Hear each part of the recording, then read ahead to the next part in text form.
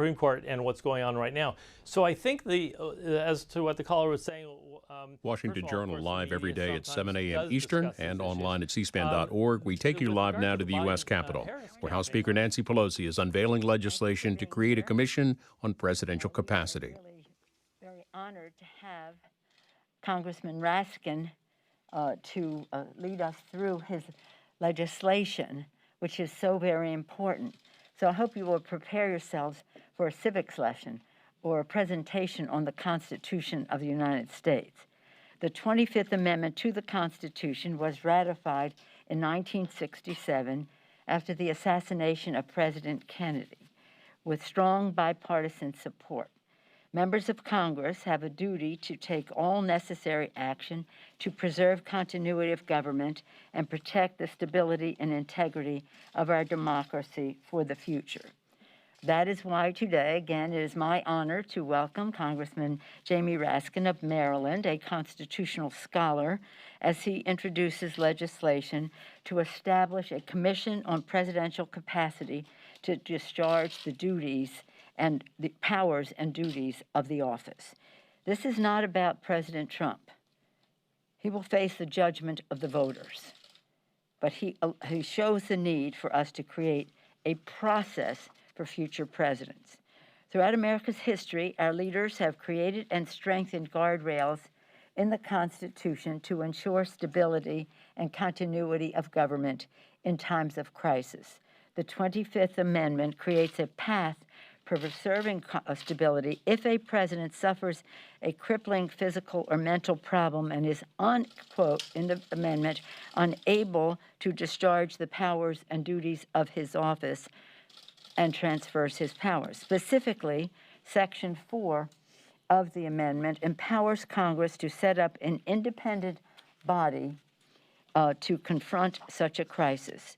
Congress has a constitutional duty to lay out the process by which a president's incapacity and the president of any party is determined.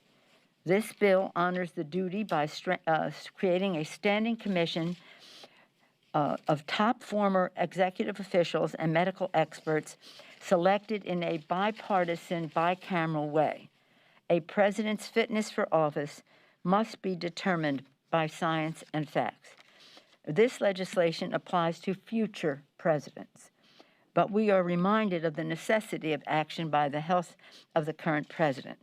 With this bill, the Congress honors our oath to support and defend the Constitution and protect the American people, and we uphold our responsibility to preserve our republic for generations to come.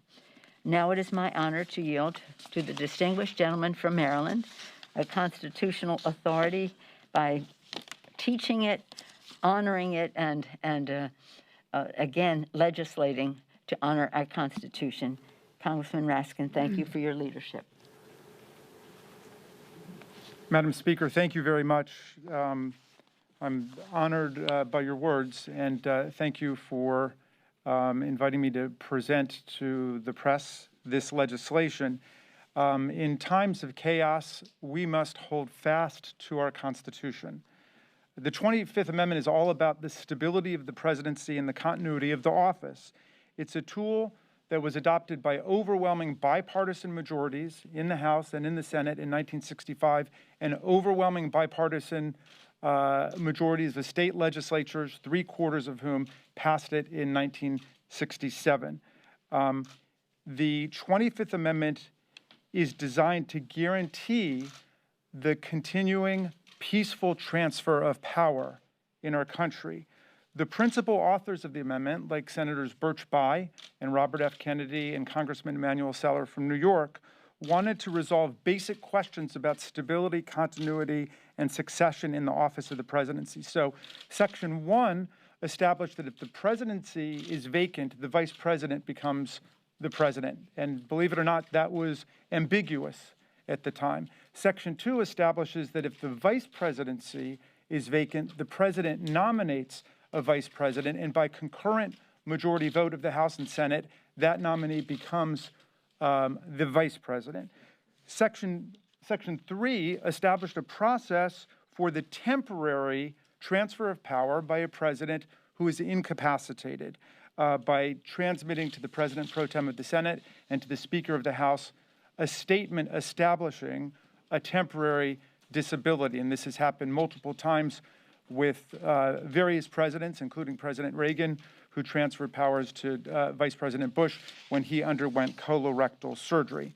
Now, Section 4 deals with the problem of a president who becomes incapacitated but has made no provision to temporarily transfer powers, meaning, in the words of Senator Birch Bayh, that the president is unable either to make or to communicate his decisions as to his own competency to execute the powers and duties of his office.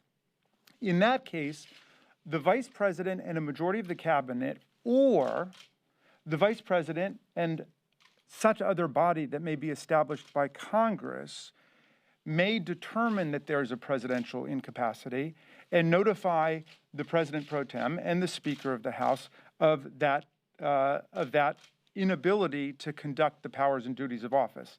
In that case, the powers would be transferred to the vice president. Now, if you read Section 4, you will see that the president has the opportunity to object, that he actually can conduct the powers despite what the vice president and these bodies are saying. And ultimately, there would be a vote of the House and the Senate, and it requires 2/3 to side with the vice president. So it's made procedurally difficult to make sure that this is really only for the most extreme situations where you have a president who cannot fulfill the functions of the office. Now, it's never been necessary, but the authors of the 25th Amendment thought it essential in the nuclear age to have a safety valve option. And as they often said, we have 535 members of Congress, but we only have one president. In the age of COVID-19, which has killed more than 210,000 Americans and now ravaged the White House staff, the wisdom of the 25th Amendment is clear. What happens if a president, any president, ends up in a coma or on a ventilator and has made no provisions for the temporary transfer of power under Section 3? Who has the powers of the presidency at that point? Is it the chief of staff? Is it the vice president? Is it the secretary of state? This situation is what demands action under Section 4. I wish that Congress had set up this permanent body 50 years ago. It did not do it, but we do need to do this, certainly in the next Congress. The framers of the 25th Amendment knew that you could not always count on the cabinet to act, and so Congress has a role to play, and that role must be totally bicameral and totally bipartisan. And the legislation that I introduced today seeks to establish a 16-member commission that could act in the event of such an emergency, and a chair, a 17th member, chosen by the 16 members themselves. 8 members are chosen, half by Republican leaders and half by Democratic leaders, from medical personnel, physicians, and other medical authorities. The other 8 members are drawn from the ranks of former high-ranking executive branch officers, including former presidents, vice presidents, attorneys general, secretaries of defense, Treasury and State, and Surgeon General. So the commission is entirely bipartisan, and of course, under the 25th Amendment, it can act only in concert with the vice president, who is the key actor under the 25th Amendment. So the Constitution is designed to give us the tools that we need to deal with the many crises of human affairs that can affect the continuity of democratic self-government. We are in the middle of a momentous election, and as the Speaker said, the people will decide that. But when we get through this, the problem that we're talking about today is something serious that we have to face. And I'm delighted to introduce this legislation and to answer any questions you may have. Madam Speaker, can you address the concern here with this commission? And this is a two-part question. Number one, the idea that medical professionals on this commission would not have examined the president. There are ethical issues as to whether or not that's appropriate for them to rule or make a judgment on a president's health if they have not done that. And number two, you say this is something in the future Congress that should be addressed. And Speaker, you said this is not about this president. How can we read that at this point in time when you talk about COVID-19, this not being about this? So I'll answer the first question. I'll let the Speaker take the second. The legislation sets up a process by which Congress, through concurrent votes in the House and the Senate, could direct the commission to conduct a medical exam of the president. And that would include whatever the members of the commission think is necessary to determine whether or not there's an incapacity. If the president refuses, and the president would have a right to refuse, that could be taken into account by the commission, which would have to rule based on all of the other evidence that it has.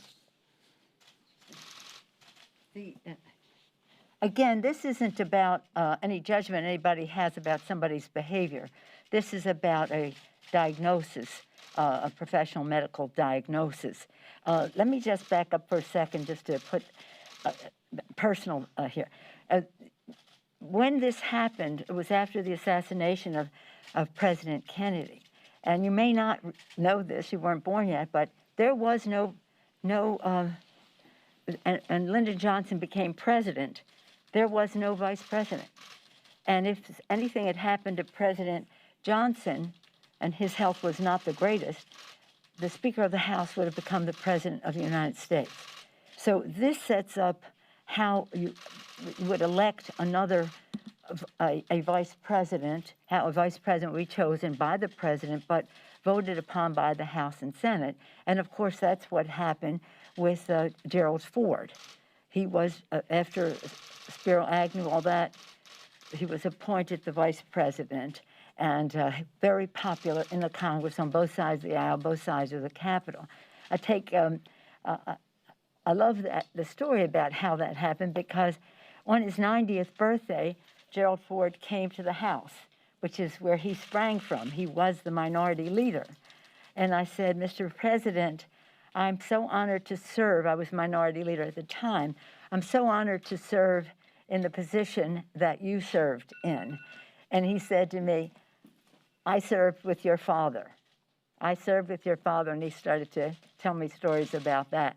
When he died, I was the incoming speaker, and we had the honor of opening up the speaker's office and all the rest, even though I wasn't going to be sworn in for a day or two, but had possession of the speaker's office open to his family, who at the time he was minority leader, that's where he presided, and again, where his children came and did their homework and all the rest.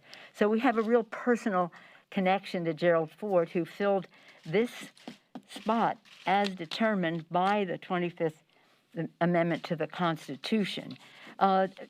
We can do a couple things at once. We can engage in our political activity for the public to make its verdict 25 days from now, and at the same time honor our responsibilities to have something in place that does not apply to this president, but certainly raises the issue. If a president, and this is, not with bad intention, if a president becomes incapacitated by stroke or ventilation, whatever it happens to be, that he would not have the ability, as Ronald Reagan had, as President George Herbert Walker Bush had, as President George W. Bush had, to make a judgment for this period of time, I transfer the power. So this sets up a formula. It's not for any of us to decide that. It's about a process to decide it. And as the distinguished gentleman said, without the vice president is crucial to this, and that would be the vice president of the president's party. Madam Speaker, just a few weeks ago, or a week or two ago, you were toying with the idea of impeachment. Now you're talking about the 25th I was doing what? You're toying with the idea of impeachment. I was not toying with the idea of impeachment. And now let's you're not talking have about a predicate that did not exist. Another question, because that is based on a false thing. Yes, sir. Madam Speaker, I'm just curious about the timing. Why introduce this legislation now? Why not wait until the new session of Congress? Things may have changed, may have a clearer view of the arc of the legislation and the Congress. Wouldn't it be easier when the decks are cleared just to wait until the next session? We want to be ready. and it takes time, and there's been a call for why not execute the 25th Amendment. That's not what we're doing. We're saying let us, Congress, exert the power that the Constitution gave it. Jamie, did you want to speak to this? You know, it's interesting that when I found that the body had never been set up, and I guess the reason is that there's never a really good time to do it because it's always seen just in its local circumstance as opposed to the need to have this institutionally. So I guess I would say this is the situation has focused everybody's mind on the need for following through on this suggestion in the 25th Amendment that Congress set up its own body. And I think, again, in the age of COVID-19, where a lot of government actors have been afflicted by it, we need to act. Madam Speaker, to my colleague's question, I mean, this is a president who has been impeached. You've made comments in recent days suggesting that you think his mental state might be affected by the drugs that he's on. What do you say to those who see what you're doing now and say, aha, this is just another attempt to go around the public and try to get rid of this president, you know, through a way that's not an election? Well, let me first say, what I said about the president and the drugs was, there are those who believe that taking certain medications can affect your judgment. I don't know. I said, let's say what I actually said. I don't know. That's what I said on a call with my members. So you may have gotten it through several times removed. There are those medical professionals who say that certain medications can impair judgment. I don't know. And this is not, I appreciate your question because this is really important. It's not about any of us making a judgment about the president's well-being. It's about this respected, bipartisan, both aspects of it, the medical side of it and the dignitary statesman side of it are selected equally by the speaker, the leader, the speaker, the leader of the leader in a bipartisan way. And the vice president is crucial to that. When we do legislation, it's important to socialize it so that people understand why, so that we would like to have it in place, and it could be said for future presidencies. If the president wins this election, yes, it would apply to him. If he doesn't, it'll apply to the next president of the United States. But this isn't about anything to say, we got to do something like this about the election. It's not about the election at all. And I thank the distinguished gentleman from Maryland for this. This has been, we could have done this a while back. But the timing is for now because people want to know. We have to give some comfort to people that there is a way to do this. Very respectful of not making a judgment on the basis of a comment or behavior that we don't like, but based on a medical decision, again, with the full involvement of the Vice President of the United States. He or she may be at the time. Would you concede then that the president has not met the threshold for invoking the 25th Amendment? Well, I don't understand the question. Well, would you concede that the president has not met the threshold for invoking the 25th Amendment? That's not for us to decide. Yeah, I mean, the whole point is, look, we understand that in politics, people point fingers back and forth, but the issues raised are of such gravity and central importance to the nature of our government that we've got to think of this in constitutional terms. And this is why we need to set up an institution composed on a bipartisan fashion, in bicameral fashion, that will be able to make judgments, whether it is 5 months from now, 5 years from now, 50 years from now, whatever it might be. We're living in an age of a lot of chaos, and I want to say I appreciate what the speaker has to go through on a daily basis, dealing with the chaos of politics, which has been made especially intense recently. And I appreciate her seeing that we need to create some constitutional and institutional foundations for dealing with the chaos. And our forebears who wrote the 25th Amendment gave us the tools that we need to deal with these kinds of crises. Our common ground with the American people is the Constitution of the United States. It has always been gratifying for me, edifying, to go around the country, and no matter Democrats or Republicans, right or left or whatever, that the Constitution, the rules, are what really do unify us. And this is a comfort to people, that it's not about who's in power saying, I don't like the way he or she is acting. It's about a process that is bipartisan, based in the Constitution, giving Congress the power to do this, which Congress hasn't done, and again, at a time when people understand that it has there's a necessity for it. But again, to your question, it isn't about any of us making a decision as to whether the 25th Amendment should be invoked. That's totally not the point. That's not up to us. That's not up to us. But I do go back to Mr. Raskin's point. Just put yourself in a situation and your responsibilities to your family. Should any of you suffer a stroke or COVID and go to ventilation and all the rest of it and are not capable of making decisions for your family, and just because it's unforeseen, accidental, whatever happens, wouldn't you have in advance like to have had a plan for your family, even if it's temporary, God willing, even if it's temporary, that would be in place. So that's what this is. Madam Speaker, on a related note, do you think... You've suggested that... This will take one more because Thanks, Madam I Speaker. have a day job. You've suggested that President Trump has an altered state of mind. What are the indications of that? And if I may, recently you commented on UK Brexit policy. Do you think Prime Minister Boris Johnson is an example of somebody whose capacity to govern is reduced by coronavirus? I have no idea, nor do I have of President Trump. I just said he is under medication. Any of us who is under medication of that seriousness is in an altered state. He has bragged about the medication that he has taken. And again, there are articles by medical professionals saying this could, as I said earlier, could have an impact on judgment. I don't have the faintest idea about Boris Johnson, but I'm glad you brought up the subject because I think we have to be very careful about what happens in the UK.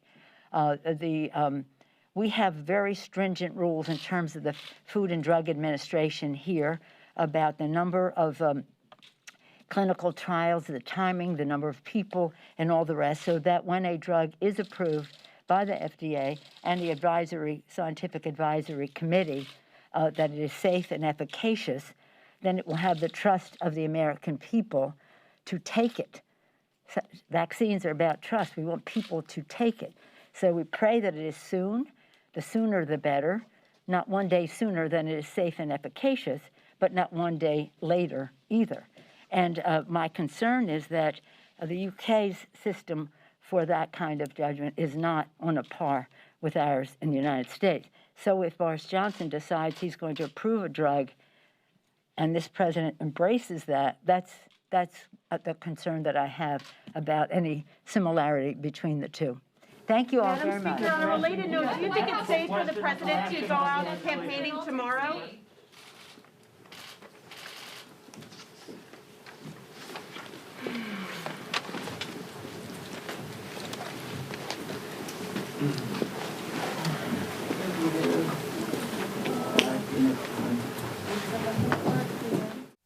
Join us this morning for a discussion on